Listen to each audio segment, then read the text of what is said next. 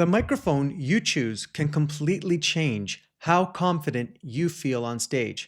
And today, we're checking out the new Audix OMX-E dynamic cardioid microphone.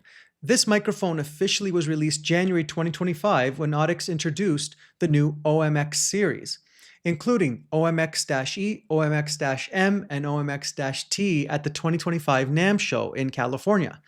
Now, the OMX-E is designed specifically for singers who like the microphone at different distances while performing. Now, Audix calls this the expanded reach specifically. Before we get into this review, though, I always want to remind everybody that microphone reviews, especially on YouTube, are extremely subjective. What sounds amazing on my voice may not work for yours, or your singing, your style, or your setup. So throughout this video, it's simply sharing my own real-world experience with this mic. So for this test today, I'm going to use the OMX-E plugged directly into my Bose S1 Pro Plus instead of doing directly into mixer, and I wanted to do it captured through my Shure MV88 microphone. That means that you are hearing more of what the room actually hears during, say, a live setup or performance, which I personally think gives more of a realistic impression of how these microphones may perform in a real-world setting. So with that said, let's hear what the Audix OMX-E sounds like. Here we go. Okay, we're plugged into the Bose S1 Pro Plus. The EQ settings are treble 12 o'clock, bass 10 o'clock, and reverb off. And for those who own the Bose S1 Pro Plus and are wondering about the volume with the mic directly in, right now the volume is pretty loud and we're at 1 o'clock. So lots of volume. Seems to be a hotter mic than the SM58, so that's a plus right there. So right here, I'm about 3 feet away from the Shure MV88 mic, capturing the sound.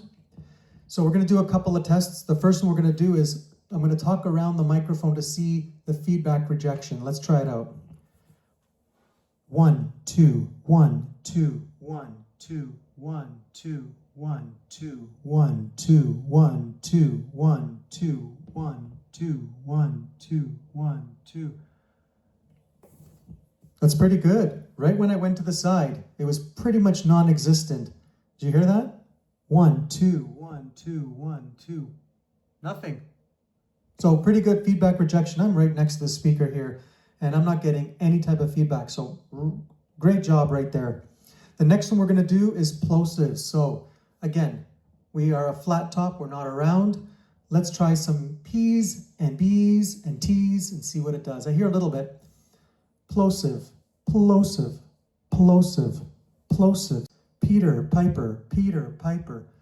Peter, Piper, Peter, Piper, Peter, Piper, Peter, Piper, Peter, Piper. A little bit, right? We got a little bit of those P's in there. And it does have a flat top here. Just be mindful of that. So maybe add a foam screen or something on there if you want to get rid of those P's. The next test we're going to do is handling noise.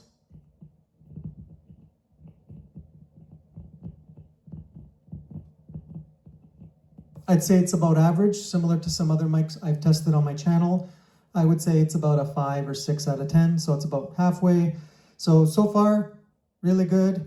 Hopefully this test is helping you with some of the things that you're looking for in your next mic.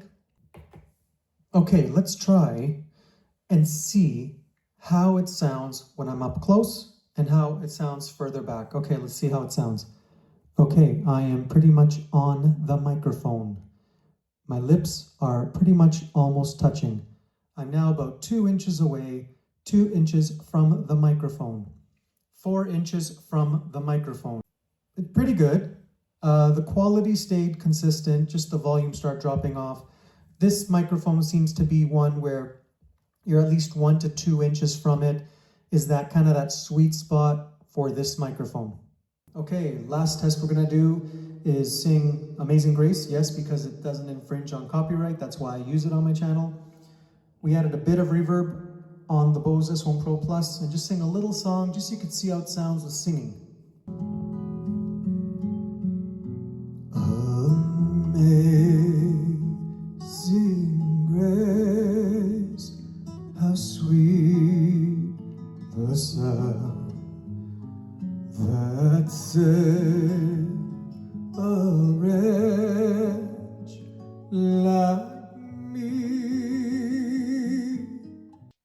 now that you've heard some samples and sound tests from the Audix OMX-E, let's talk about the microphone itself. Right away, this thing feels extremely solid and well built, and featured a precision die-cast zinc alloy body, durable black coat finish, and a rugged steel grille that feels like it can handle years of gigging. Audix also added color identification rings on the OMX lineup. Green is for the E, gold is for the -M, and silver for the -T version. I specifically chose the -E because it's based on Audix description. This seems like the best all-rounder in their lineup. Inside, Audix LVM, or very low mass diaphragm capsule technology, which is designed to deliver a natural sound and excellent transient response. The microphone has a cardioid polar pattern and a frequency response of 55 Hz to 17 kHz, and can handle over 144 dB SPL without distortion. So this thing is definitely built for live performances and other applications similar. One thing that I generally liked and impressed me was the feedback rejection and the off-axis rejection of this microphone. It is excellent. And if you've ever dealt with feedback issues, I think we all have at some point in our lives, you already know how important that is. The OMX-E handled stage volume and proximities to speakers very well during my testing. And honestly, that alone could make this microphone very attractive to a lot of live performers, especially if you perform in, say, smaller, more tighter venues, maybe churches, weddings, bars, coffee shops, or other portable setups where the speaker placement isn't always ideal. When it comes to actual vocal sound, this is where my opinion becomes a little more mixed. Personally, this is not my favorite vocal microphone, but that absolutely does not mean it's a bad microphone. In fact, I can easily see certain singers loving this mic, depending on their voice, their vocal style. But for me, the OMX-E sounds, I don't know, it sounds controlled, focused, and feedback resistant, but I personally tend to prefer microphones with a little more warmth and character from my own voice. Again, this is where microphone opinions become very subjective. Your voice, your technique, your music, your style, or even your PA system can all affect how a microphone performs. At around $159 US, or roughly 229 Canadian, this is a very competitive category with lots of strong options from brands like Shure, Sennheiser, Audio-Technica, and SC Electronics. But I think where the OMX-E stands out is the build quality, the feedback rejection, and the durability, that expanded reach design flexibility. Also, Audix designs and tests these microphones in the US, and they back them with a 5-year warranty, which is definitely reassuring for long-term use. So let's see what you get in the box. Obviously, the microphone, a bag, zippered bag to keep it safe, a microphone stand clip, and a sticker. Audix, hearing is believing. Overall, while the Audix OMX-E may not be my personal favorite microphone for my own voice, I still think it is a very capable live microphone that will absolutely work well for certain singers and applications. I'd love to hear your thoughts. Down in the comment section, you know what to do. If you've tried this microphone yourself, and in my next Audix video, I'm going to be testing and reviewing the Audix OM2, which has been around for many years and has built a strong reputation. So I'm really curious to see how that one stacks up to this one. The newer OMX series, definitely I see a place for it, but opinions still vary out on this one. I'm not sure.